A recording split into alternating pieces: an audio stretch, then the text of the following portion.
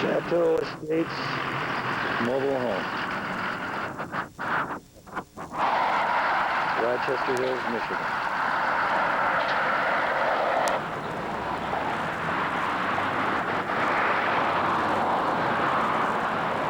House, community house at the Chateau Estates.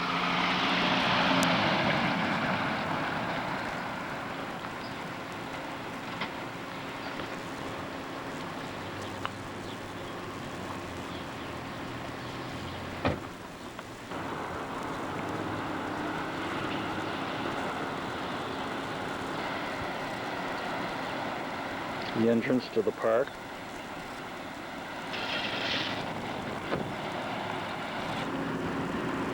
This is the lake at Chateau Estates. It's where Josephine Viands lives.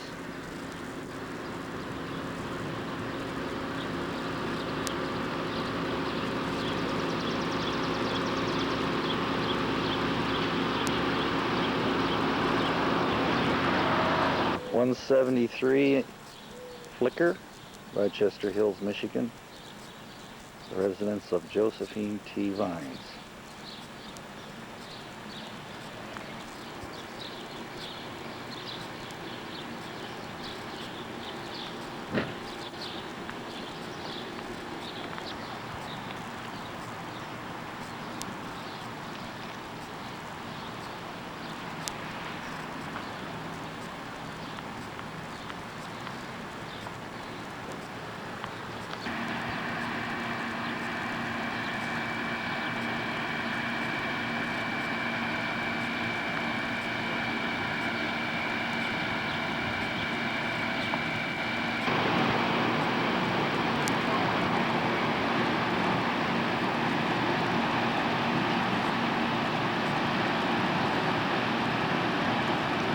This is Whitechapel Memorial Cemetery in Troy, Michigan.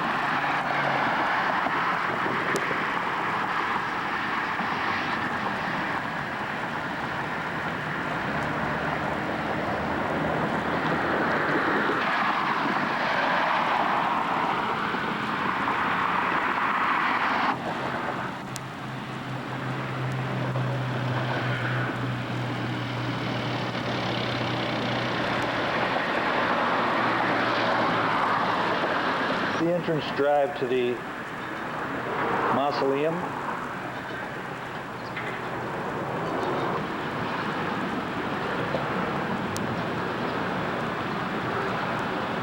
No headstones are allowed here. You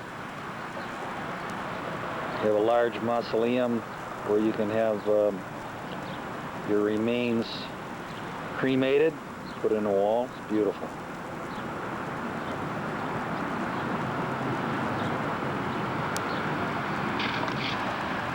This is the main gate looking towards the exit.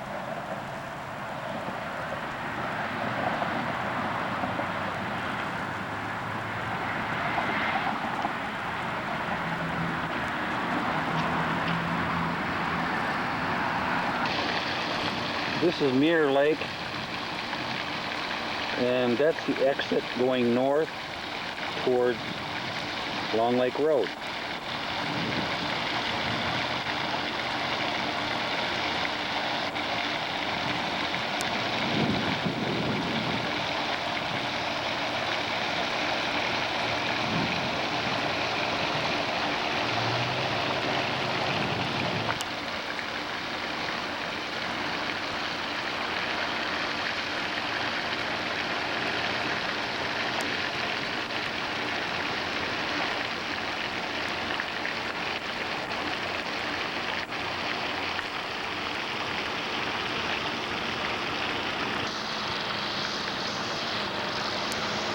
This is the mausoleum. It's said that they have room for 20,000 people in there. The cemetery was opened in 1929.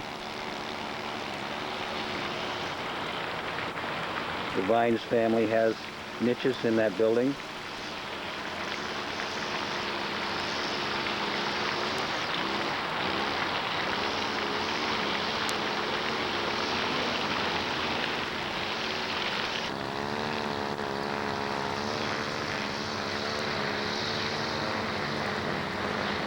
the entrance to the mausoleum.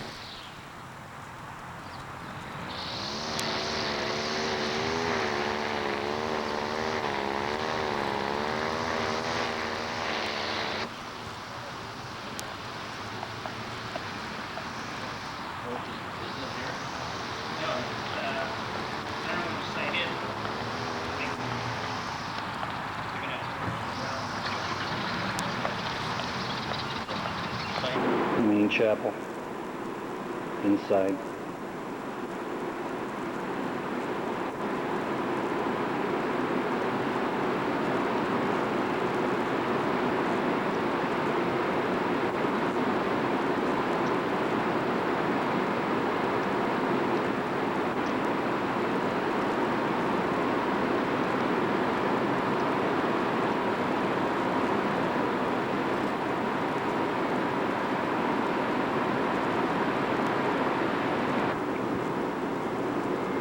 Again, the main chapel.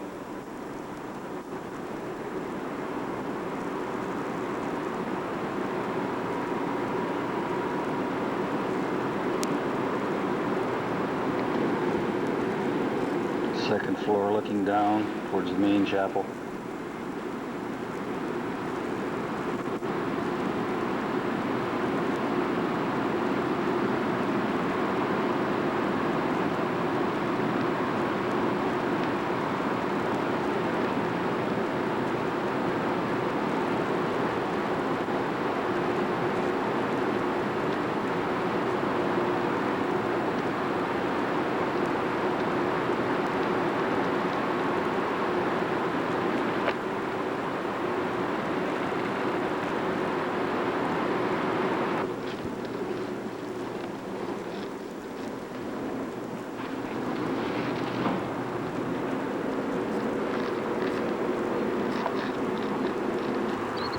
Recorded from the second floor of the mausoleum towards the exit.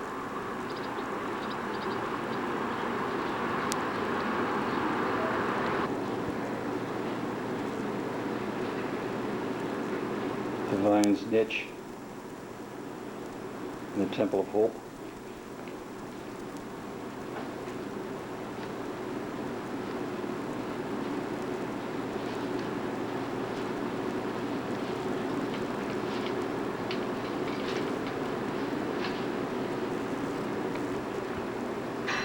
The Viands family niche.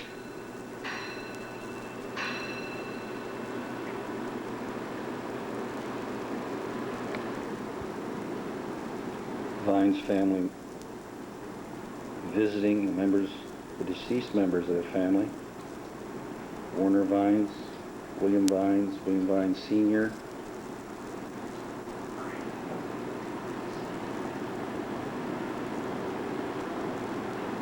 Patsy's putting the flowers in, Bill's giving her directions, and Josephine is keeping an eye on things.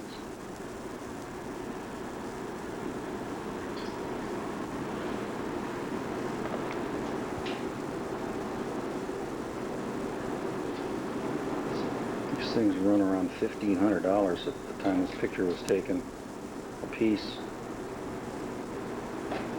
And will run you close to $1,000 to be cremated.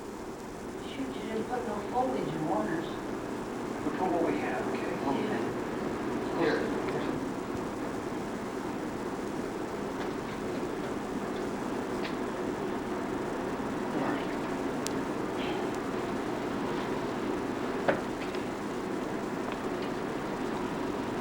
Oh, that's good. It does. It's real nice.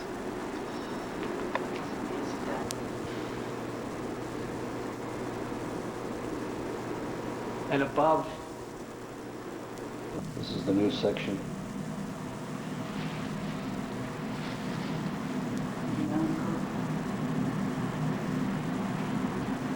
well, there's a lot of fresh flowers here today. Mm-hmm. They're cheap. We should have gotten them here. They're cheap. Should have gotten them here. I don't think they're open on Sunday, are they? This is the place. I don't know this guy. You just come to my dad's house and get beer.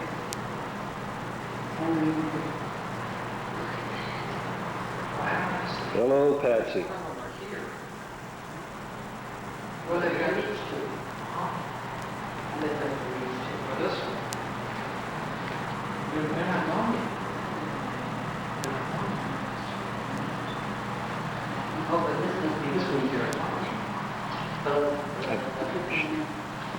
down here? It's gorgeous. Yeah. Look at these floors, aren't they beautiful? With all the traffic.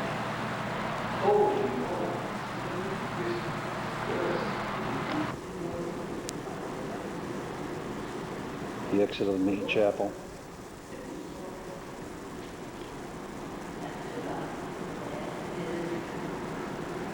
The cabin. Oh man, I love those windows. Just, oh, look at that pretty organ. Look at all the stuff. I've never seen one. Altar of the main chapel at Whitechapel.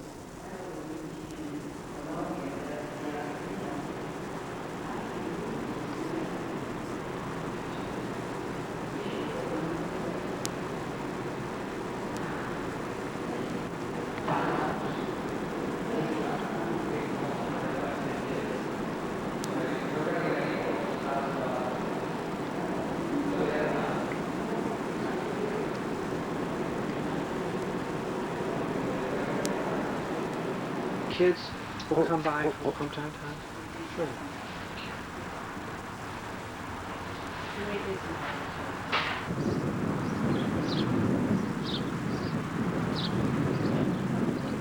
The rules and regulations for visiting the chapel.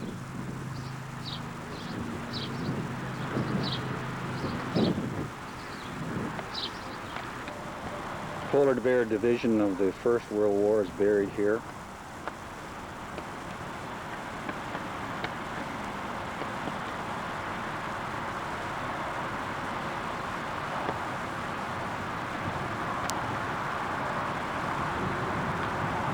Not only are the Polar Bear Division buried here at the Whitechapel Memorial Cemetery, but their spouses.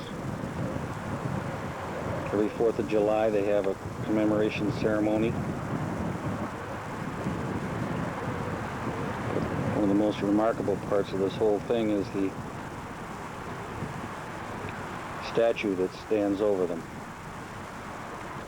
Picture of my favorite flag is flies over the polar bears. This magnificent piece of sculpture, polar bears you can see, it's very famous.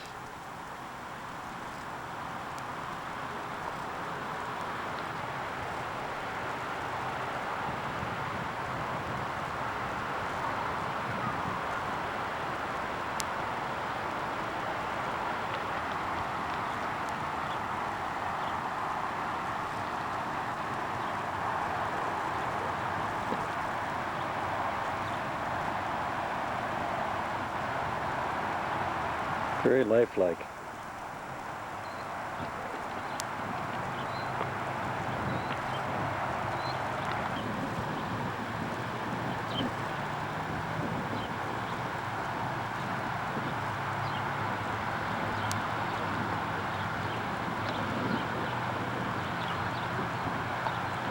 This is the west side of the mausoleum. The entrance is on the north side.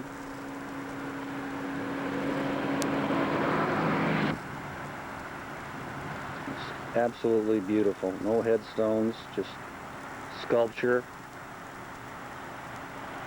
And every day sometimes it looks like there's hundreds of funerals coming in here.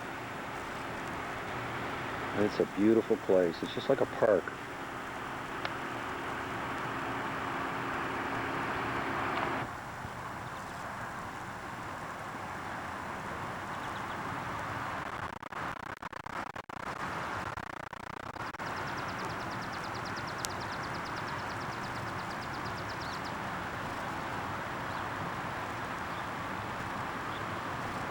Notice how quiet it is here. Beautiful.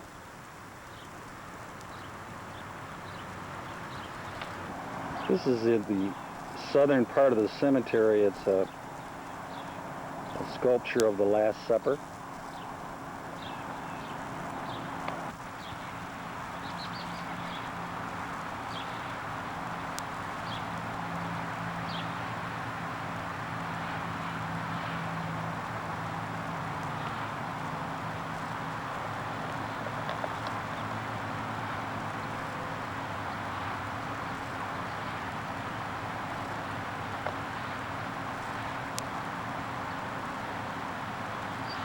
He wasn't very happy, Jesus. He was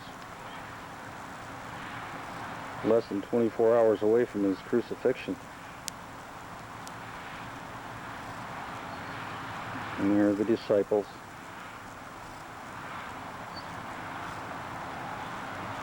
Not understanding half of what the Lord was telling them. Questioning each other as to what he's saying.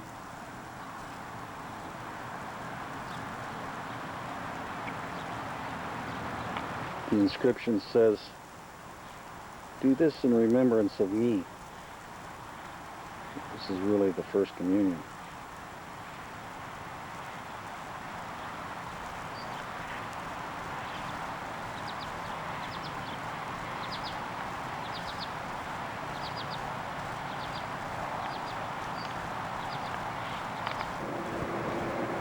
This is the south side of the mausoleum.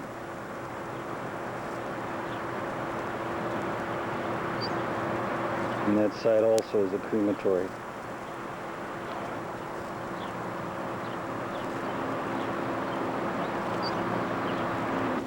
Okay. Okay.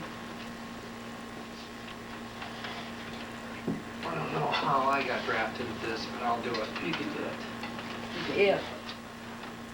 If my picture is ugly, then I'm gonna throw that thing out the back door. Tell me when. Tell We me. need more than that. Just a little bit. No, Just look, relax look, and enjoy yourself, Mom. look. Oh, that looks That's good. funny. Looks good. Way Patsy, you can put your own meat and stuff on your plate. Here you are. No jelly beans. Thank you, lady. It's all right. What do we need all that light for?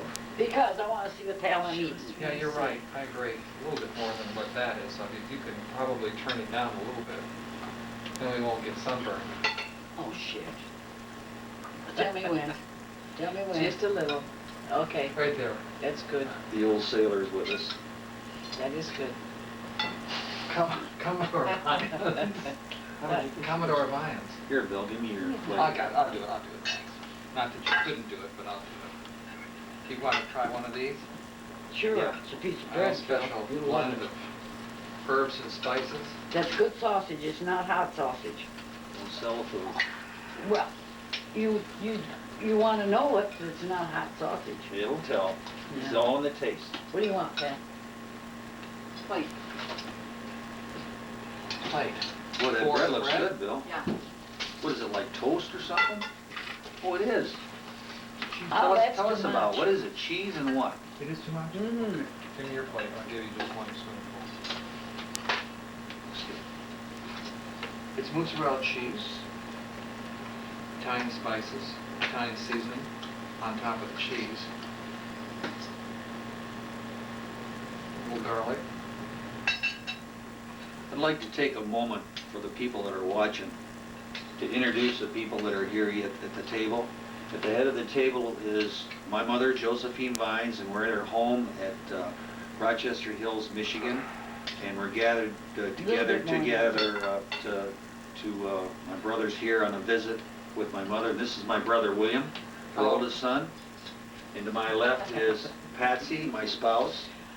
And I'm Phillip, Bill's younger brother, and every time he comes to town from out of town, we get together and have a little meal. And today we're having spaghetti, our traditional meal, and we'll go ahead and eat and let you watch. Give me that. Looks good. Okay. A little bit more. Well, you know what we didn't put on? Biggest spoons. Oh, There's yeah. one a biggest spoon, Oh, but you want, Don't you have tablespoons? yes, I do. Yeah, that's good.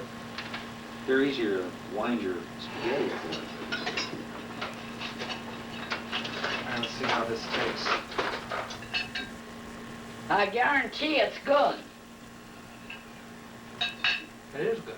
You gonna like it? If you like Italian seasoning. I don't eat that shit. What are you doing? I eat it like I eat. What are you doing then?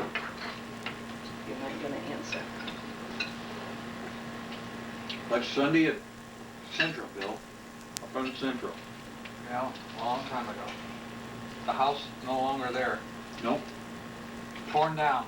They tore down our school, They torn down 420 Irwin, they turned down Railroad station, downtown? Central, and I'd be surprised if 315 Ferry is still there. No, it's got a condemned sign on it.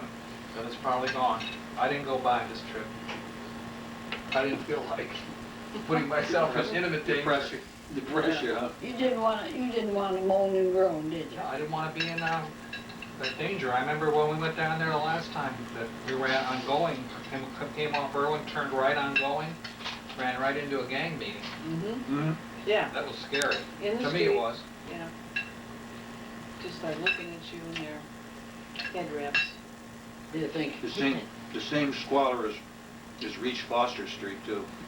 Oh, yeah. Remember it used to be nice over there? Yeah. With Betty Strumman. It's terrible there now.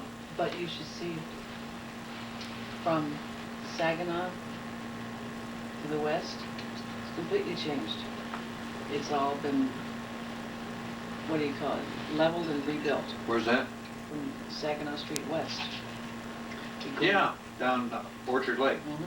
Orchard Lake is, It's really nice there now. it's changed. It's a 4-lane divided. You know where the Elks Temple used to be? Yes.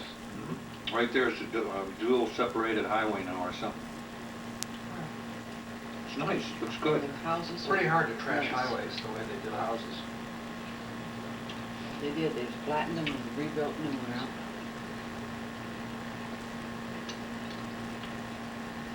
And the golf course, there's a lot of houses built on the golf course.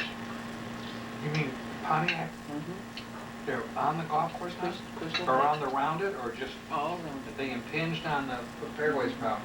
Patsy, get what's full of the thing and get your CD done. Okay. My lord, I have no Where? idea. I got it. Yeah. You have that. I do. Yeah, if you saw it, you would really be impressed. Bill, you remember that big high pipe that was in the backyard in the garden, out in my mother's garden? That tall pipe, Yes? it's still there. Really? It's still there. That was a short wave in town. Yes. And that pipe is still there. That's where Grandpa got all of his orders from Mussolini. By short wave. Get some more, Patsy. Okay. Yeah, but get some more. 'cause we don't- Confessions of an Italian Spy. What about that place, Mom? When you were there during the Depression and you went to junior high school, and when you got up in the morning, did you have to fix breakfast, or did Grandma fix breakfast, or who did the cooking? My mother. She'd give us toast and coffee and send us off to school. And we had to walk from Mike Central to Eastern Junior. And sometimes the snow was up to my butt. I did too. But what did you eat? How did you get lunch? She packed it. What was it? A sandwich and cookie or whatever and a piece of fruit. And Grandpa was gone to work when you guys got up in the morning or something? Yep. And she had to get breakfast for all those kids? How many, do you remember? Well, let's see. They came and went. You never had all 11 in the house at one time.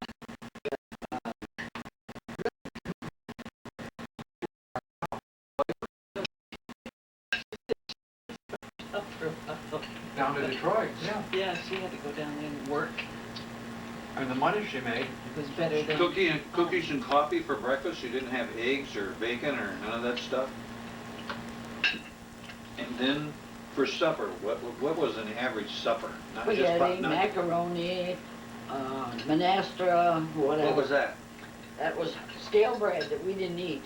She'd cube it all up, You know, put it on the table, put spaghetti sauce all over it, and Yeah. that was our supper. She didn't waste nothing. I can imagine. she baked her own bread? Uh-huh. And how often a week did she bake her bread? 3 times. All from scratch. No freezer section. Nothing. And this was in 1930s Mhm. and early 1940. She didn't have a refrigerator. She had Did you have a refrigerator? Icebox. Had an ice- Ice a box And how often did the Iceman come? every day. And she would leave a sign in her window to tell him how much ice He she knew to needed? come every day, because Yeah. we ate the ice. Okay. get the ice pick and go get a hunk of ice in the summertime out of the refrigerator. My mother would say, you better quit. I said, he's down the street. We used to remember the picture of the square cards in the window, and any one that you could read, the number that you could read was the amount that you wanted delivered, like 25, 50, 75, and 100. Right. And then, Mr. Marco Roselli did the greatest thing in the whole neighborhood. We must have had 200 people go through our house. Bought the first refrigerator In the in the neighborhood? whole neighborhood. Wow. I didn't hear that story before. Oh, Sears? I wish I could have got my dad type. Sears and Roebuck. Sears and Roebuck. And we, you know, my dad told us, I'm gonna go buy a refrigerator. It makes ice and blah, blah, blah. He was telling us all about, well, boy, we were so excited. We were sitting on that little ledge on the front of the, you know how that Mm-hmm. 2 cement blocks were there? Right. And we sat there waiting for my dad to come home and tell us if he bought it.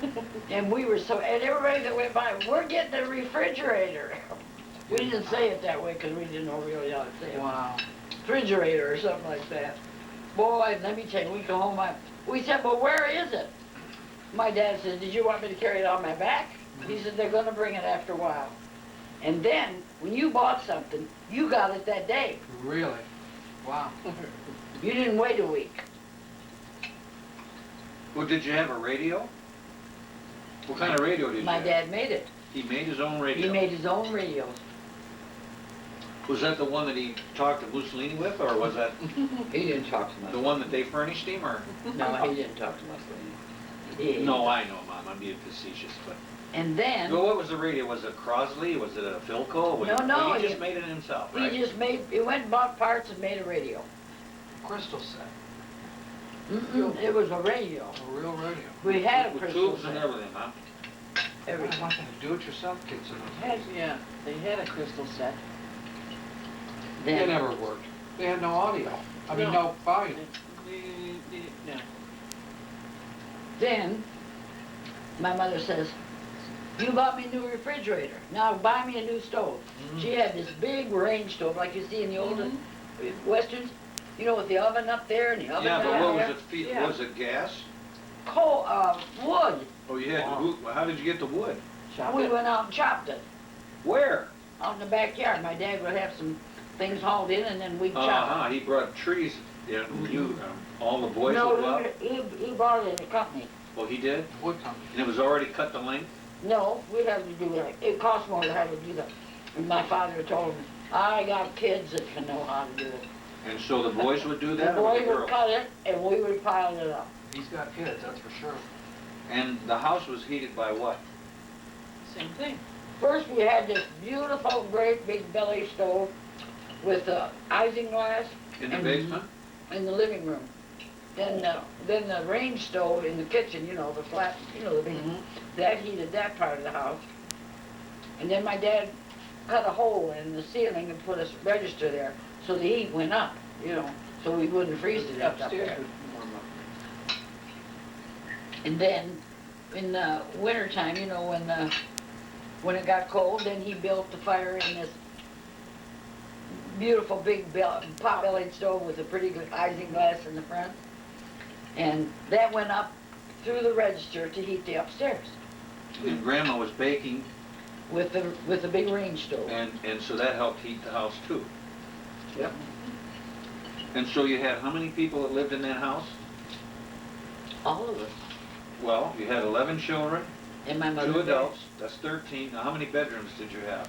We had one bedroom that was about as big as that room upstairs on one side of the upstairs. And then we had another smaller bedroom. So Marie and I were the oldest, and my dad gave us the little room, you know. And then he put all the rest of the little kids beneath us in the other one. And where did he and Grandma sleep? Downstairs in the bedroom he built onto the house. He built it onto the house. He built it on the driveway side of the house. Now, let's see, this house was at what? 303 Central, In Pontiac, right? Pontiac. Okay. And Grandpa would go to work at Truck and Bus. No, Wilson Foundry first. Okay, where did he worked there during the Depression? He worked there from the time I can remember until General Motors Opened up that plant? Wilson Foundry went out of business and everybody was shipped over to General Motors. And he built coaches there? Coaches. And he could do fancy work that Oh, nobody he else did all could do? the inside woodwork. Okay, he I could know do that. that and nobody else could do that. And he would come home from work My mother had supper ready. and everybody would eat at once or? Mhm. Yep. Okay. Had this big old round table he made with, you know, those crossbars at each end. You know. Dressing table. Yeah. And would the children talk at the table or would they keep He silent? let us talk. Did he? Mm-hmm. And he would listen? Mm-hmm. He'd say, what did you do in school today? What did you do in school today? Okay, that's cool. And then after supper, when everything was done, who did the dishes? The oldest ones of us. My mother was out of the kitchen. Well, When that's we were fair. old enough to do it. That's fair. Up until then, she had to do them. But I remember that when we went there, sometimes she would linger by the table. You know, and of course, when we went up there, Bill and I, the men ate first. Is that true on Sunday? The men would eat at the table, Mhm. and that included the boy babies, grandchildren, Oh, big I males. don't remember about that. I do, I don't remember about us eating with the men. I do. And then the women would eat. Am I right? While the men were eating, we put you kids at that table in the kitchen. Mm-hmm. So if you got in the dining room, somebody must have carried you in there. Okay. Because we didn't get in there. And then when you got done, the men would go in the front room and argue? And the women would do the dirty work. Okay. My mother says, I cook, now you girls will do the dishes.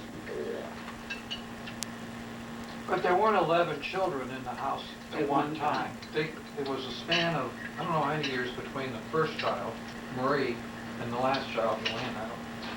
It must be 20 years. Yeah. And so what happened to them? They got farmed out? I was No, they farmed- weren't. I was farmed out. In- By the time Indentured Joanne service. came along, Mom was married. And out of the house? Yeah. Okay, so you had people getting married. Marie and I were The oldest ones both getting married and the young ones just Coming along. coming into junior high school and high school. Being born. Joanne was she was in the same homeroom as me. Mm-hmm. Joanne's Same my age, her and Same Frankie. Joanne was born in August, I think, and you were born in December. And Frankie's just a year or two older than me. And Okay, so let's when do we, this. When we were taken care of during the war, The baby Frankie and Joanne and all of us played together as kids. Can you name your brothers and sisters from the oldest to the youngest? Absolutely. Let's see you do it. Marie, Josephine, Sam, Carm, Mark, and Angie, Mark, Rosie, Vera, Elmer, and Joanne. I think Well, you might have Frankie. mentioned one twice, but that's all right. Yeah. We get the idea. Yeah. So there were 11 brothers and sisters and 2 adults. And then, when the war started, and you'd met my dad, and you moved away and had your children, Across me and the Bill street. came to live there during the daytime while you guys were at work. I worked at General Motors. You were working like 12 hours a day, right? General Motors. What do you mean I? Your husband was working at General Motors too. But I mean, I was working at General Motors. Yeah, so I said worked both on of you. Saginaw That's the Street. reason why we were at Grandma's and That's why Grandma's. we won the war. Right there. That's right. That was our secret weapon. That's right. I was on Saginaw Street and Dad was up on Pontiac Motor, wherever that was. Mm-hmm. And how long did we stay at their house? How long did they have to Till take the care war of? ended. So it's like years. And you were working 7 days a week. And my mother was getting money from me. And do you think Marie would pay her anything? And that Caroline was a pain in the ass. Wait a minute, we're not to her yet. Oh, okay. We're interested in Bill Grandma's- Viands and Josephine. Grandma says, So we went, I would stay home with Grandma, and Bill was going to school. mm-hmm. Yep, Where was he going to school? Wilson. And he would eat his lunch at Grandma's, and Mhm. breakfast, or whatever it was. And he'd go You through the come to the backyard, backyard, didn't you, Bill? and you left me with her. That's why she was crazy about me, because she practically raised me. No, she didn't. I raised you. Yeah. We'd sit there on the front porch and she'd water the gravel street and I'd be right with her all the time. And And playing when with you her. guys didn't want me to go with you and Frankie when you were playing, No. you know, and then Well, they insisted that I go. We were out looking for girls. We were 5 years Bill old. and Frankie Yeah. were out there fooling around on the railroad track or something, and Grandma, I had to stay with Grandma. Oh, we were trying to decide whether we wanted to run away or what. See, at 6:30 in the morning, I had to take these kids over to my mother's on Central, Okay, now how did you get us there? walking. Carrying us, half Walking, asleep, one on one hip and one on the other, and no car bill, cried. No, you were and crying. we were sleeping. I slept it was dark. A lot of the time it was And dark. cold. And cold, yeah. And she's a little woman, 4'6" or 7", carrying 2 babies from 420 Irwin all the way up to Sanford Street. To Central. And Dad's gone to work already. Did you take the bus from their house to work? No, You walked. I walked to South Saginaw. South side, yeah. Right from there, she could Yeah, walk I to know. work. Yeah, so she had to walk at least 3 or 4 miles a day each way. Can you imagine that? I'd get A off, woman like that? I'd get off of work at 3:30, Carrying the kids. go get the kids, take them home, start supper. Here comes Pop at 4:30. Yeah. And I kept my house clean, my washing done, everything. So all the time that we were there were a lot of brothers that were missing. I remember seeing pictures of the family, but never remember seeing Mark, Carm, Sam, Well, you know and what? they were in the Army, or they were in the Navy, and they were in the Air Force. Yes. They were all gone away. We never But did you see saw the them. little ones. Let's see, Well, we Sam saw was in the Frankie. Army. Sam was in the Army, Yeah, Carm was in the Navy, Right. right. and Mark was in the Air Force. Army, Air Force, Wow. and they were gone. So they had 3 sons in the service. And they all came back You know, luckily. to terrorize. Sam went to Italy, poor guy. He what? Sam was in Italy. Yeah, that was tough, but he made it. It was his D-Day. He went into D-Day, didn't when you the one that told me? And anyway, I don't know. he was thin as a rail when he come home. He was thin, it was a rail the rest of his life. I know it. I don't know what they did to him, but Thin as a rail the rest of his life. What he did to him. So anyway, we lived at a house at 420 Irwin. And Dad worked at Pontiac Motor. And then you became a house mom again after the war was over. I remember when the war ended. Bill probably does too. didn't you? And then, because there was, Ball and Rubber was right in our backyard, they stopped working all Not night. that much, Bill. Half of that. 'Cause I And was so we young lived in all this day little long. house over there with bricks. Mhm. And it had how many bedrooms? That's enough. 2. No. 1. Right. And we had Enough. 4 people. Warner was coming, but he hadn't gotten there yet. 1 bedroom? One bedroom. For all those people. And sometimes we'd sleep in a bedroom, sometimes we wouldn't. We had rollaway beds, right? The rollaway bed was put up in the living room every night. Right. And basically, I remember Mom and Dad sleeping on it. That's right. I was You and just I gonna say, sleeping in the bedroom. give me the cheese, Bill. Please. Yes. Yeah, I'll give But you the other thing I would just throw in here is that after all that hard work during the war, the folks worked a lot and they had saved a lot and they had all this money and all these dreams of having a nice place. And General Motors went on strike. Actually, the union went on strike. Now, I know the difference now. And I can remember walking the picket lines with my dad for 6 months. He would I don't know how we got from all the way from 420 Irwin all the way over. I guess we took buses. You took the bus. You went right out on the corner and And got the bus. I walked the picket lines with him a couple times, and it was dreadful. And it made such an impression on me. I knew that I didn't want to be a part of any of that because this is nuts. Because there was no such thing as strike pay in those days. So if you didn't have savings, as many people didn't, they didn't save as well during the war. You were destitute, and the Well- folks saved money. We But it never all got went, spent. we never went on, Welfare. no, we never did. Our money lasted us through the war, Through the strike, Strike. which was 6 months. and we did real good, didn't we? Well, as best as you can under those circumstances. But it was really tough. So all that money, that nest egg that would have gone for someplace nicer than 420 Irwin, which they were renting, went up in smoke. And 420 Irwin was a dreadful place. Yeah, it was an oven in the summer that had bricks, but no insulation. No air conditioning. And so the sun would shine on it, no insulation at all. And so the sun would shine on it all day and then radiate all night. We didn't know that then, but we know it now. And a terrible landlord wouldn't do anything. If it went, George something or other. God, George I Karagosian. hated him. If But it- I had a different idea. He I had lived a next door. I had a different idea about strikes. Yes, he did. Originally, but they moved away. I liked strikes, and here's why. I was a little guy and didn't know any better, but I was profiteering. When Baldwin Rubber would go on strike, they would set up one of these mobile home type things for the strikers to come in out of the wind that weren't picking out everything. I would show up there, and they would give me I don't give me want that. pie or cookies.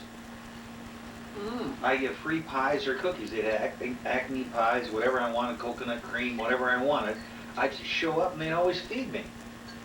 So I think my son Phil got that from me. So Probably. anyway there at strike, I thought I'd go right up there and I'd start hanging around. And that was the strike place was right next to the Baldwin Rubber restaurant, which I later found out her uncle had owned at one time. Tilly. Yeah, my Uncle Tublet. So I might have known him and didn't know it. That's the place, Bill.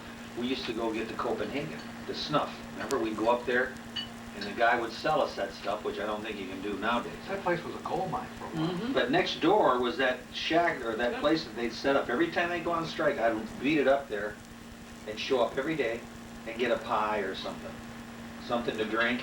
You know how men are. And that's my view of a strike. But I know when I think Bill, and I remember the strike because they'd said they'd had all these savings bonds and they had to cash them all in to live. So they broke even. We didn't go on welfare. I think we're the only people on the street didn't go on welfare. It was tough afterwards. I mean, the strike effects lasted longer than the 6-month strike. Because, I mean, I remember some of those paychecks, they were like $70 a week. Which at the time was very good money. Well, I remember when I was working at Pontiac, I went and looked at the old payroll records, and I pulled my dad's old payroll records for 1940 and 1941. He was making like $1.05 an hour, $1.10 an hour, something like that. And there it was, right before my eyes. That really moved me because. You were working for peanuts. Yeah, and then they had pictures. They also had the morgue over there where they had these old pictures of Plant 8, and they had pictures of my dad working on the body drop, and real dark hair, and mean looking as hell. Well, I got a picture. And I showed him around to everybody, and they all said, "Oh yeah, you look like him." But that's when he was young. He was very young then. And the body drop was right, you know. Someday I'm gonna get that scrapbook of mine out because I've got pictures of Dad when he worked at Pontiac Motor. Mm-hmm. That was in the newspaper. I saw all those. I had the big glossies, the big 8 by 10 glossies. They looked like they were made yesterday. And there he is, hanging onto the body. And I saw that, I've seen that Which guy one work. of you went through and saw him on the body drop? You? Did you? You didn't get to go? I saw him. Oh, you mean in person? I saw him. I don't think it was me. It was school. Yeah, the school Yeah, the took school him. tour, I saw him. Yeah. But I got news for you.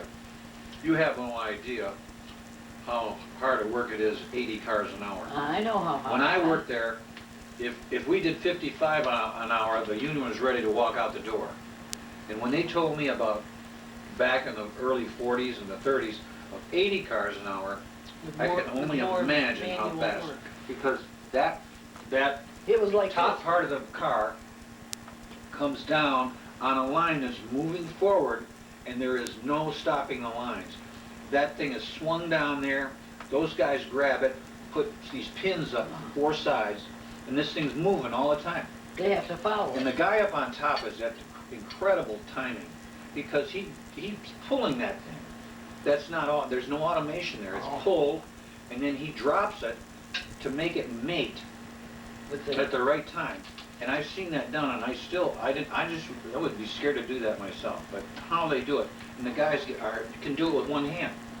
Pretty soon they start doing it with one hand. They got the buttons where it raises and lowers the top of the car when it gets down to the chassis. And Dad's job was to position this rod up through right up through the frame up into the chassis. It comes down, and right down where his pin goes through, they have these rubber bumpers it sets on. And once they get it positioned, then they use these, put a wrench up in there, and then they have one tightening up from the bottom to fasten the top of the car to the bottom of the car. All the time moving forward.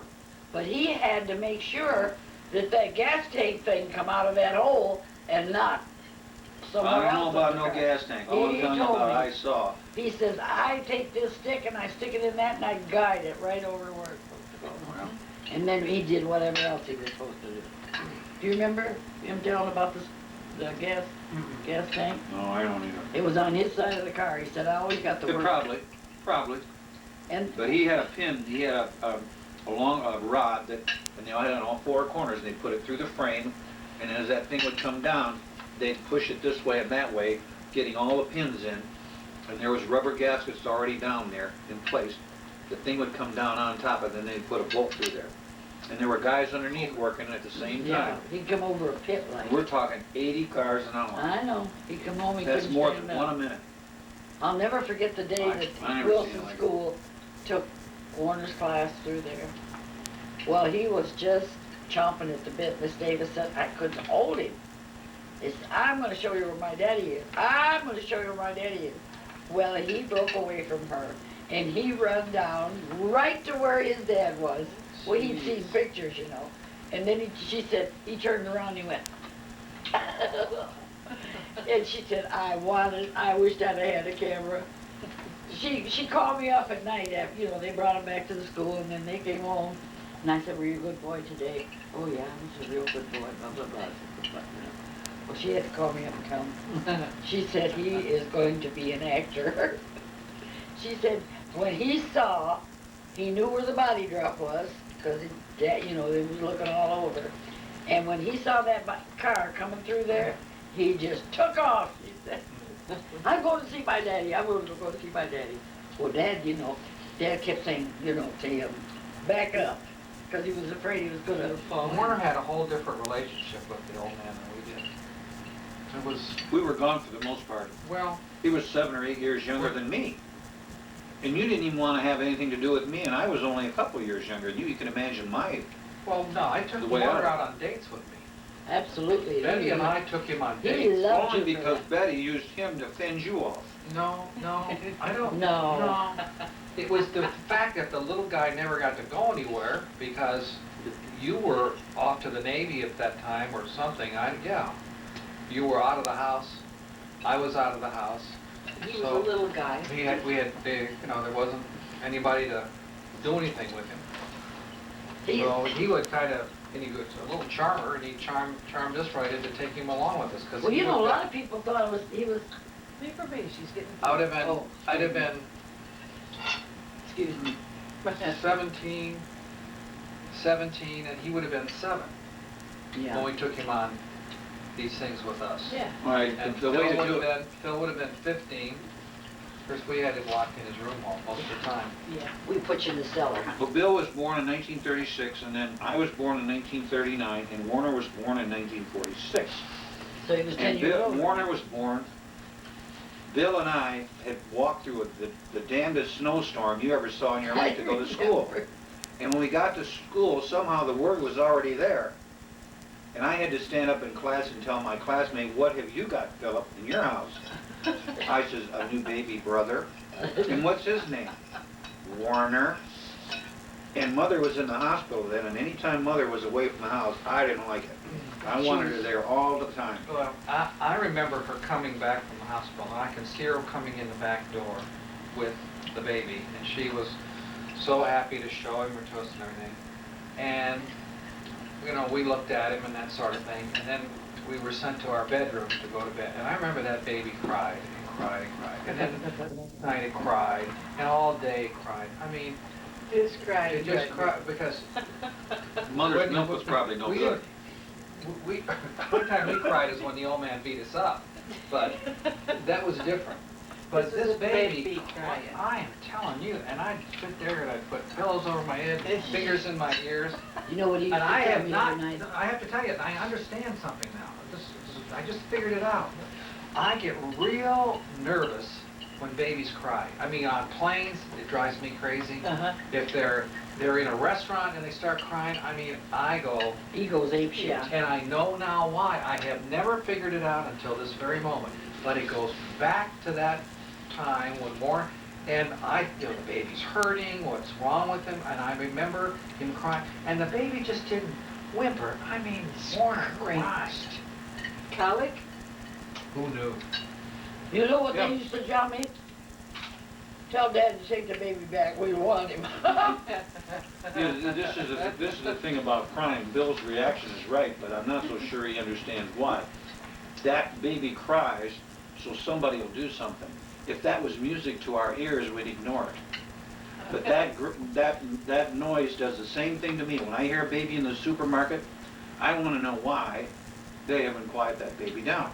But that baby cries, and the cry has to be as such irritating that people will do something looking at But the you're a baby. 10-year-old boy, That's right. and the baby comes in, and it's kind of like an intrusion, and It you is. don't expect to hear that baby cry for a half hour at a time. The squalling, And- squalling. You don't remember me doing it because you were too young. No, I don't. No, because you were Remember? past that kind. Sure, I would have been 2.5 years old when you came in. You were crying I was yourself. crying myself, sure. But I didn't like him, period. But you know what he told me to do when Warner came? Take him back, Mom. Yeah, I that's don't what I like said, him. I He remember. was jealous. Take him Mother back, Mom. expected I don't Everybody like him. was crying all the time. Well, he was a And he was baby. pooping all the time, and it was, get this for And we him, didn't know that. The whole family was serving him Him because and the baby. it made such a change in things. I mean, we didn't have a Leave It to Beaver family before the pregnancy and the birth of him. But, God, I can remember, it was no fun after that. I mean, he was just, So anyway, take care of Bill, your brother, take care of your brother, take care of your brother. Bill was 3 years older than me. No, And 2.5. he was a pathfinder, and 2.5. we were in one school together, and that was Wilson, and then he would move to junior high school, and when I got to junior high school, he left. When I got to high school, he left. And so I never saw him, but people would say, and I had to put up with this, your brother was a tremendous student. I hope you are half as good. And it wasn't bad, if that wasn't bad enough, I got the same damn teachers. So they look back on their, just a few short years ago in the book to see what kind of marks he had and what I was getting. I don't think they should be allowed to do that. Comparisons, yes, they do. No, the teachers can go to the office and pick people. Mrs. Van Ryzen picked me. When Yeah, Bill told yeah. her that her Mai was coming to Eastern, she went to the office and said, I want that boy. She liked our family. She She did. knew that the She was a family good woman. Yeah. She was an excellent teacher, and we got along real well. And I was really happy because I could hold up my end of the bar, but Bill set the bar pretty high. Yeah, but the interesting thing about that was, this is hard to believe, that in my homeroom, Joanne was in my homeroom. Oh, good. And she was forever telling people, tell him I'm your aunt. Tell her I'm your aunt. Any new student that came on, aren't I your aunt? Yes, Aunt Joanne. Yeah. When I went to high school, Bill had left, and he went to Michigan, University of Michigan, on a scholarship. And I'll never forget that day. My mother, when she got that letter in the mail saying he'd been accepted at Michigan, you could have heard her across the town. That was at a time when there was like Michigan, Michigan State, University of Detroit and Wayne, and that was it. They don't, on every corner now, they got a college or a university. Yeah, I had no ghost. Anybody for dessert? No, I'm not done with the story yet. I had no ghost of a chance of going to school without that. I mean, and then the scrambling to figure out where we're gonna get any kind of money to help me, just to get some clothes and the barest of essentials. Mm-hmm. And then it was 4 years of hard.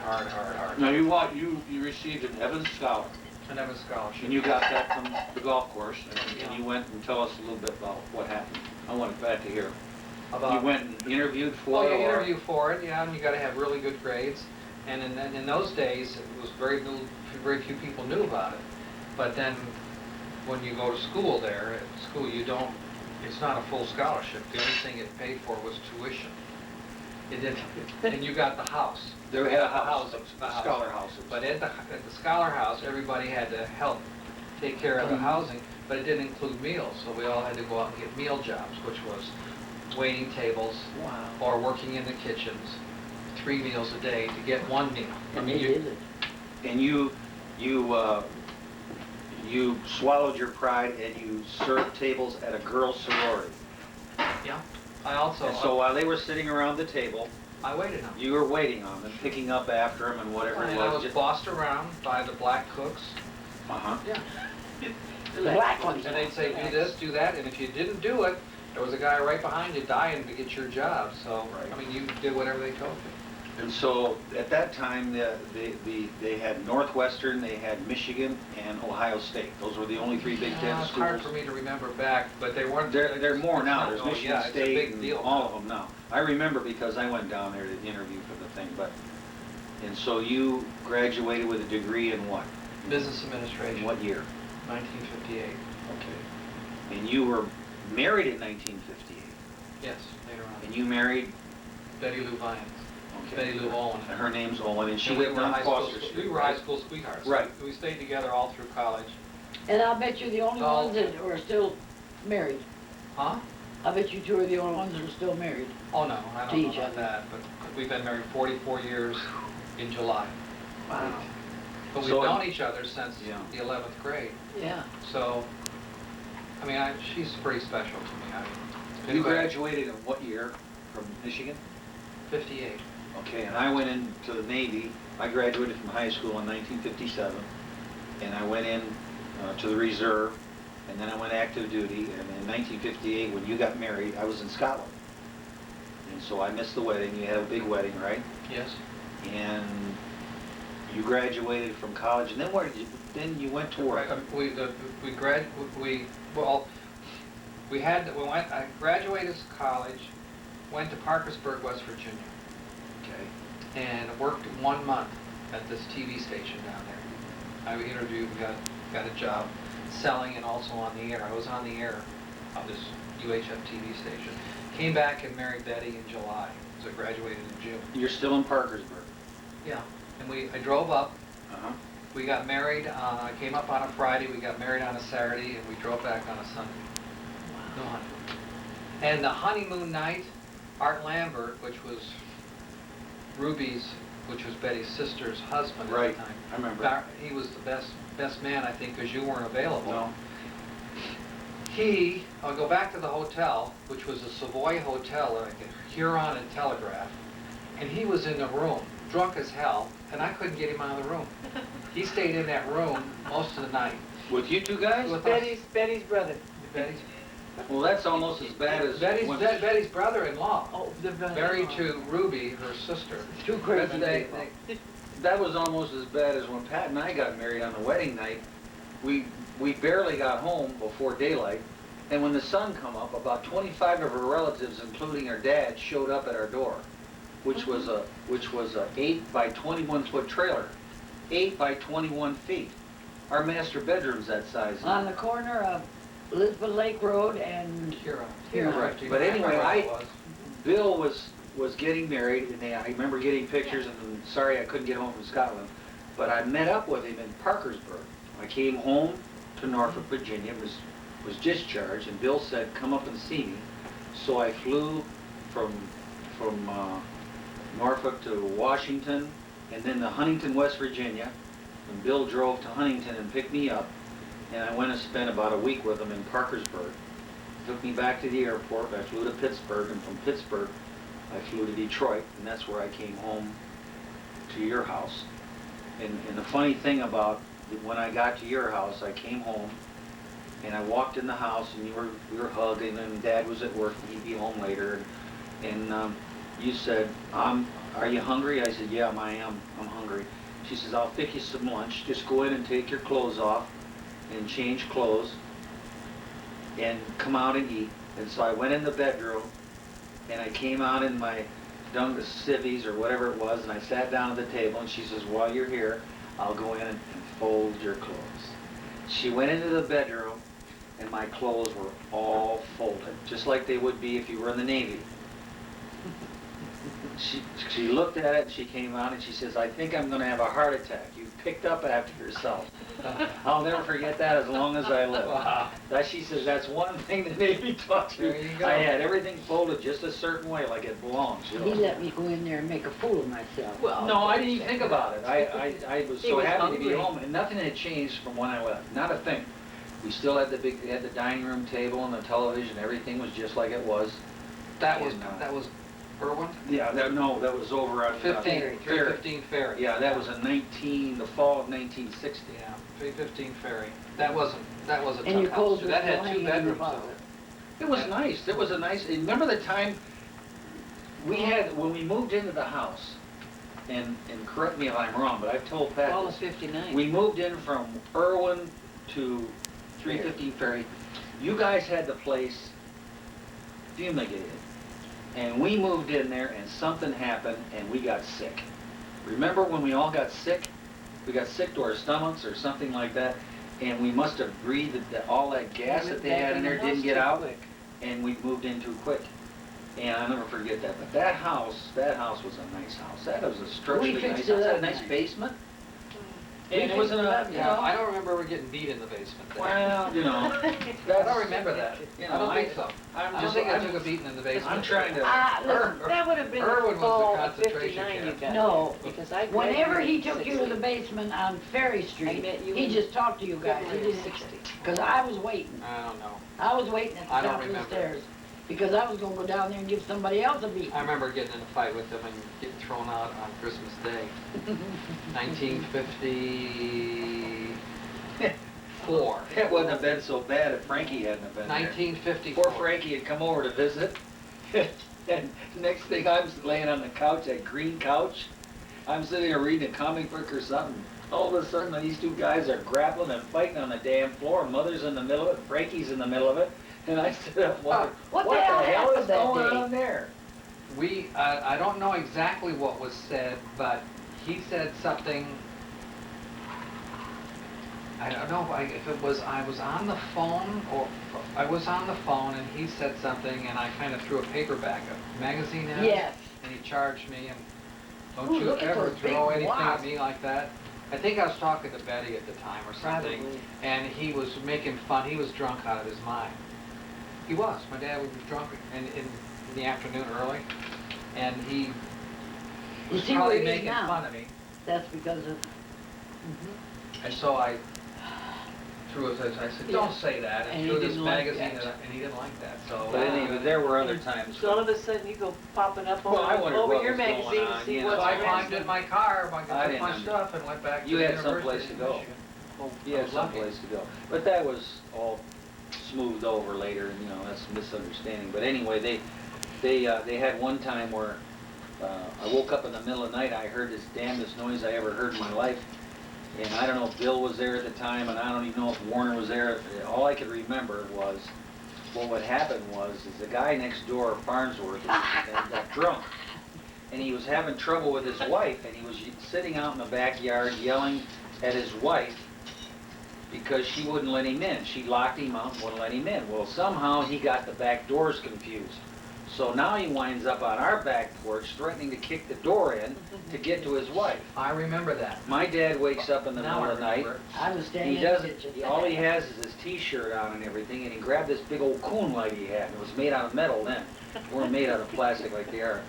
He goes to the back door to see what the hell is going on, and as soon as he gets to the door, the damn back door opens, bam, this guy comes into the kitchen. He broke our door. So anyway, they start fighting, and the old man waylays him a couple of real good licks, and he doesn't know who it is. Yeah. And he said just before the guy comes to the door, he sat the coon like down, which was probably the best thing he ever did. He would have killed him. He hit the guy, I don't know how many times in the dark. The guy goes down in a clump. He goes over, Dad goes over and turns up the light, and Mom comes out and he says, "Holy shit, Joe, it's the guy next door."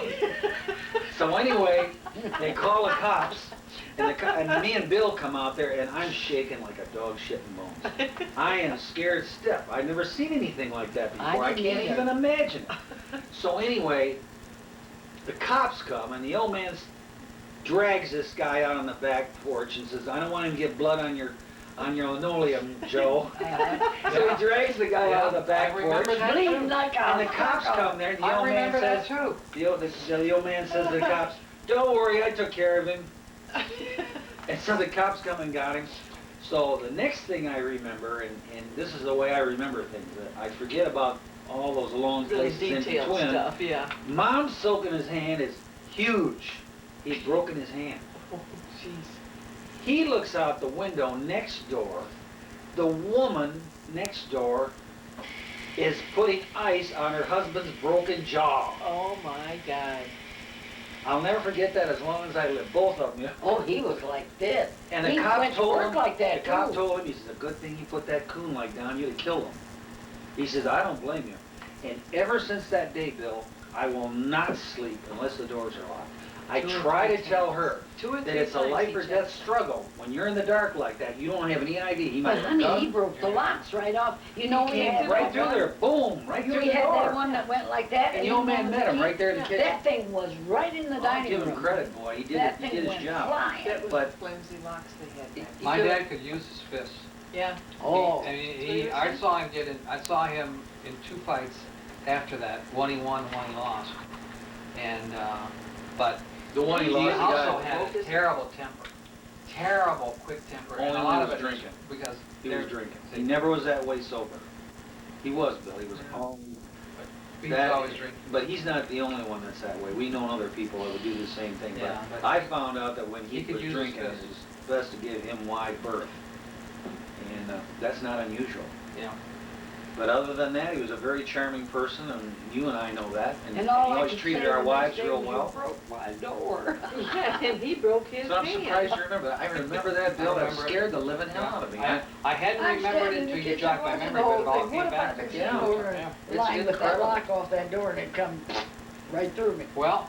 So then, anyway, No, I forgot in high school, I had trouble graduating.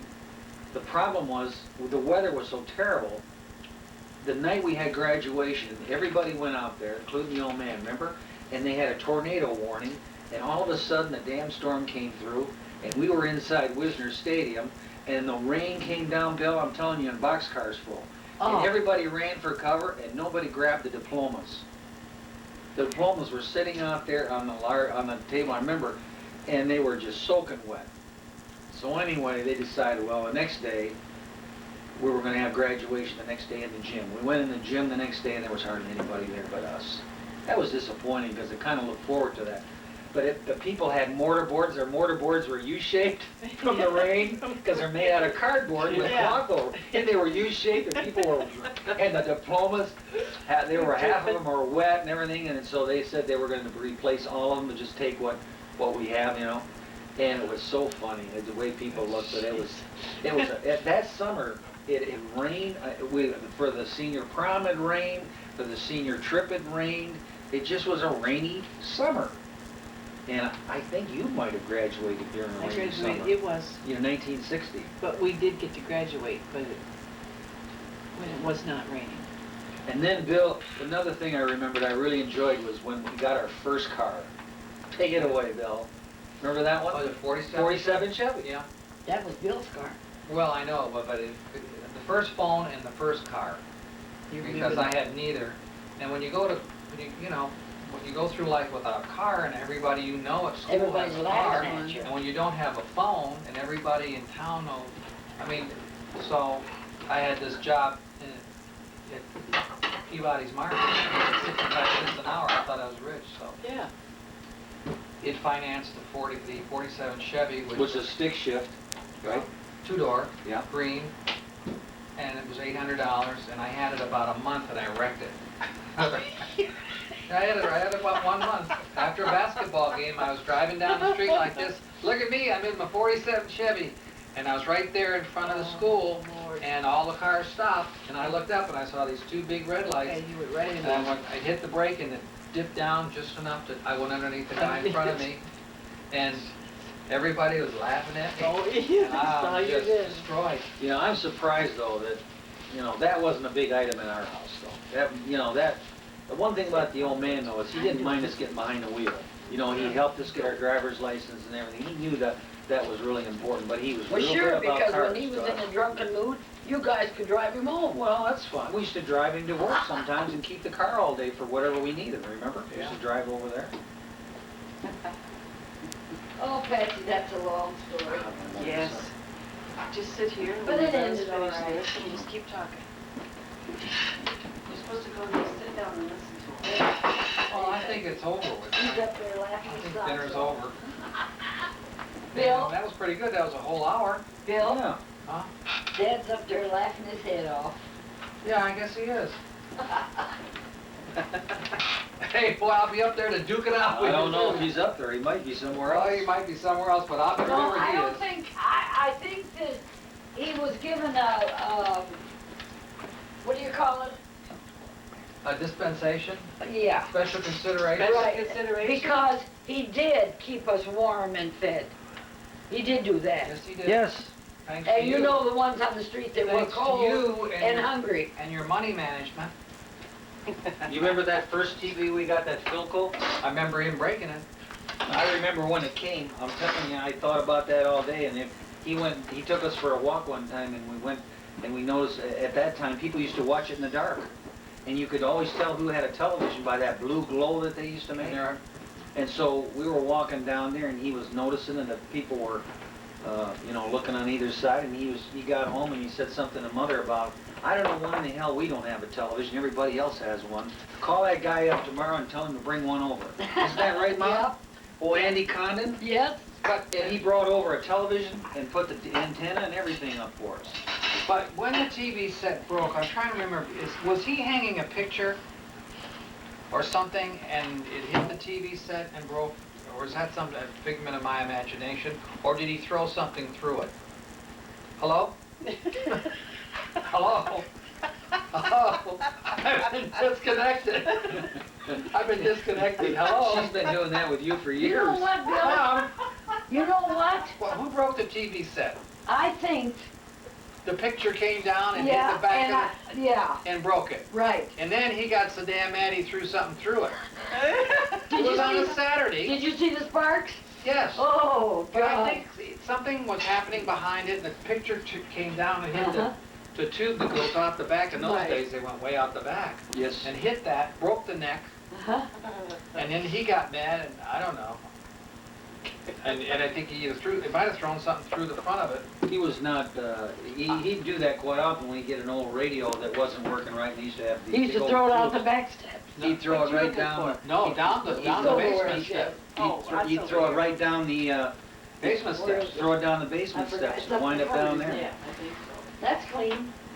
Well, No patience at all. I would sit in on Saturday afternoons and listen to the football game.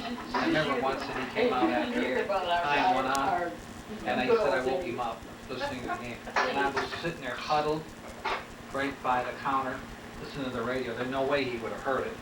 He came out there and he was just in a follow move, so grabbed the radio and threw it down the basement stairs. I think I went after. I think he threw me down after. I was always You know threatening what? to do that at our You know house. what? The next day when we were talking about it, he came home from work and I said, what's the matter with you? You act sad. He said, I don't know what's the matter with me. I said, well, what's the matter with you? I said, you're not yourself today. I said, and I'm not going to stand and watch you look at me like that and, you know, pray back and forth. He said, I just wonder how many more times I'm gonna make a damn fool of myself. And I said, hey, Plenty. you gotta use your mind and find out how many more times you're gonna do it. But he was repenting, and it bothered him all day at work. The guys asked him if they were sick. If he was sick, go home. He was feeling bad about the radio, not about me. No, but I think that, It was the radio. yeah, but I threw a think, perfectly good radio down the steps. yeah, but I think that it was that booze that had burned his brain. Well, there's no question about it. And when he quit drinking, wasn't he the nicest guy you'd ever want to meet sometimes? When did he do that? He did it. Because he knew he wasn't going to live long, so he wanted to stay here as long as he could. Because When my father was found on the kitchen floor at Misty Lakes, he'd been sitting at the kitchen table, and on the kitchen table there was a half a can of Coors and a glass of Coors beer, where he was drinking at 9:30 in the morning. So I'd like to set the record straight, because he never really gave up drinking that I was aware of. But he didn't drink a lot of hard whiskey in the later He years. just drank beer in mass quantities. Yeah, but overall, your parents saw to your needs, and as best they could, they got you on your way, right? Yes, and I knew who my parents were, which in this day and age, probably 1/3 of the population doesn't know who their parents are. It's true. And you would categorize your relations with your brothers and your mother as being real close, a lot closer than they have nowadays. Picture with that thing. With my brothers and my mother, Yeah. we were a team. My dad was kind of like, he wasn't a team player, but there was a lot of love between the brothers and my mother. She was really He had all my this mentor. stuff. I mean, I think whatever happened to me So we could get through you life out your- was a result of And, the input that I you know, got a lot from of Mom, people because say, I could "God, never I talk don't to know my how father. you He survived," you he know. competed I with me. said, He didn't help me. We He were warm competed and fed, in and his that own was way, the which most was clothes, to and that really was the not most important thing. not encourage me that I much. said, "Go Mother sit did all and the talk to encouraging. folks. They did the best thing Okay. they could. Dad had his own agenda. Now, Dad died in 1985. Had a warm bed. He Yep. died in November of 1985, Right? and he was born in 1903 or 4, was it? Was that when he was born? That I think 1903. 1903. And our younger deceased brother Warner was born in 1946, and he died in 1995, 97. 97. It is 97. He was You're right. 51 years old when he died. Right. And he was never married, never had any children, But but he loved guy, being our brother. and he was a terrific guy. Everybody liked him. That's right. He was the king of the And so now what we have left is And we a have. Vietnam veteran, and a decorated Vietnam veteran. Yes, he was. And so now we have Mother, she's the matriarch, and we have Bill and me, and we have the Betty, and we have your wife, and we have Patsy, my wife, and now you had 2 children. One was William the Third, and he is deceased. And we have Robert, and he lives in Fort Lauderdale. He's 38 years old, and Very successful. yeah, and then his daughter, Ashley, who's 11. Okay. And then there's Patsy. We have 2 children. One, the oldest one is Tricia. She's in her 30s, and Phil, he's about 30, and he lives in Texas, and he's a deputy sheriff. And that's pretty much what our family's like. My son Phil's expecting a child in September. So that's pretty much what's going on now. I'm retired. Bill, you're retired but consulting, right? And Right. you live outside, you live in another town, but come here as often as you can. You keep track what's going on here with Mother. And then I live in White Lake, so I come and see her. And so is there anything else that you think's kind of important that you want to talk about on this tape, or we just wanted to show people what our family looked like? And if this tape turns out, you know, no telling who will see it. No, I just think that, I think the one thing that I'm proud of is the way the brothers got along. we never had any problems, the three brothers. And it was a terrible loss when we lost Warner, but all the brothers always got along, and it's been a real treasure. And we took care of Warner in his last illness, didn't we? Yes, we did. We took care of him to the day, his last breath. My brother and I, we practically lived with him. He had no one else except his mother and me and Bill, and we took it upon ourselves to take care of him as we always do. We don't particularly care to have outsiders. We did have a hospice, but we chose to do it ourselves. Yeah, they helped us, guided us, but he spent his last 6 months, actually his last year, I would say, basically the last year of his life with Mother, and then you and I came in and took turns working with Mom during that year to help her Well, we don't need a with big Warner one for this. and all of his visits for radiation and chemo and things like that. So it was a family affair, and I'm glad I did it, because he was a very brave brother. Today we're back over on Rochester Hills at the home of Josephine Viands. Today we're going to go inside and see what's going on. From the outside you make a right hand, and there's the laundry room to the right, washer, dryer, freezer. Or turn around, we'll see the kitchen. On the left is the sink, on the right is the ranges. The living room or dining room straight ahead. Dining area here, just off the kitchen. We just saw the kitchen. Now we see the dining room area. And we kind of swing around. And we see the living room area. In the background there's some collectibles that Josephine likes to take. Red glass, stuff like that. Pretty good sized room. The other side of the room, shooting back to where I was standing before.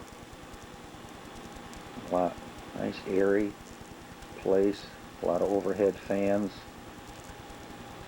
Really nice. This is a, I don't know, modular type home, I guess they call it. Comes in 2 sections. And this is the main hallway off of the living room. There's also a room off of the kitchen, or a entrance off of the kitchen. This is one of the bedrooms.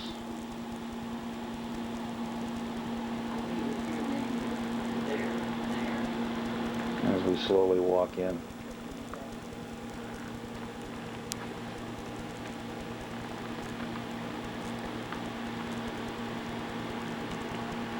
This is Mom's bedroom. Now we go to the bathroom. A nice bathroom. Closed shower. Nice high ceilings. A vanity.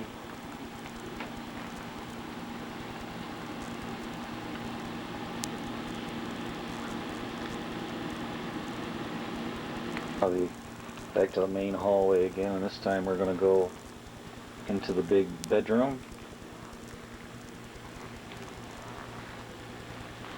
and get an idea what it looks like. I'll swing around. This is really a good sized room.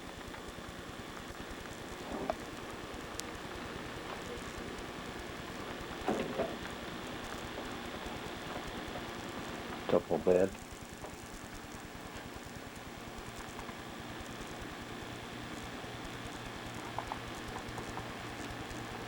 Walked around. We've walked across the back bedroom, and we get a look at the vanity. And there's a bathroom off of there on the right hand side. This is a real nice unit. Now off the large bedroom there's another shower,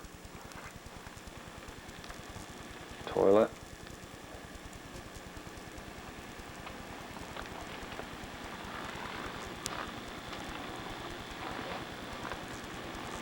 lots of closets,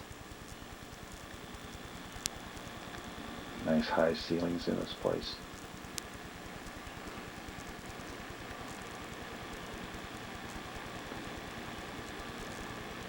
Air conditioning, central heating. We're still in the back bedroom. Now we're looking back out towards the living room, but you know, down the back hallway that we came through to get to the back bedroom. And I'm gonna try and walk real slow, give you an idea what it's like as you come out. You just walk up the hallway. On either side there's doors. There's a furnace room on the left here. There's a now here's the big living room that we saw. And you just keep walking right through. And we go around just like we're walking through the house. Now we're going to the dining room. And we'll just catch a couple of people in the kitchen here. There's Patsy. There's Josephine. Hi, Mom. Hi, how you doing? Pretty good. We're just looking at your place, if you don't mind.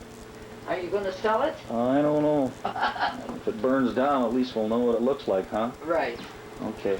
We can get our money out of it. And this is the door we came in originally from the driveway, and if you look to the left, that's the front door out there. And that's pretty much it. We're back outside, and it's a beautiful day, and I'm going to walk up the driveway. It has a carport. Mom's house has a carport, and we're going to be walking up here. And on the right-hand side, of course, is the back door.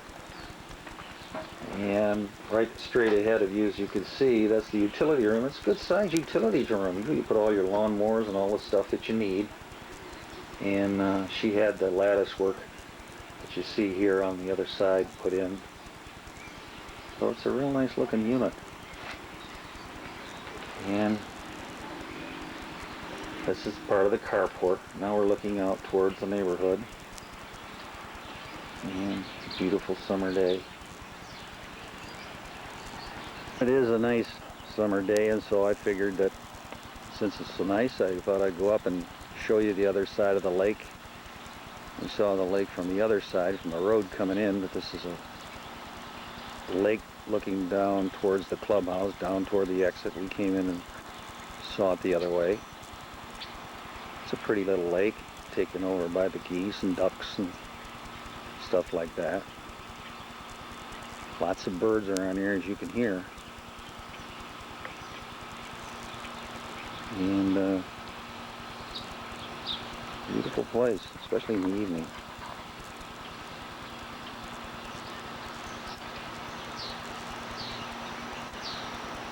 This is looking west.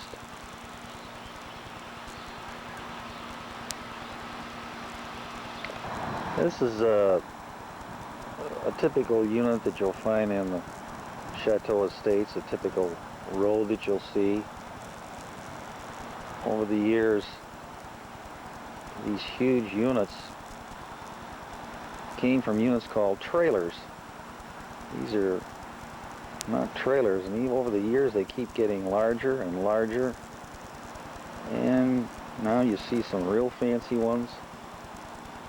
To Josephine's on the corner here, which is actually two pieces they bring in on wheels, and they assemble it here, and even though the wheels are underneath, that's it. It's going to be here forever until they take it out.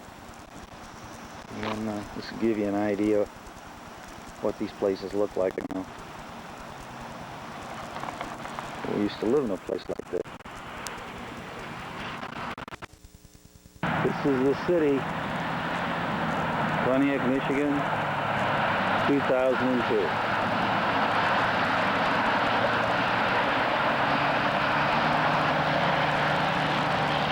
Down here at Wide Tracks and Orchard Lake Road.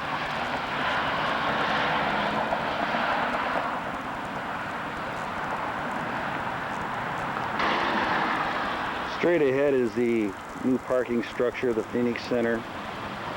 Something new they built.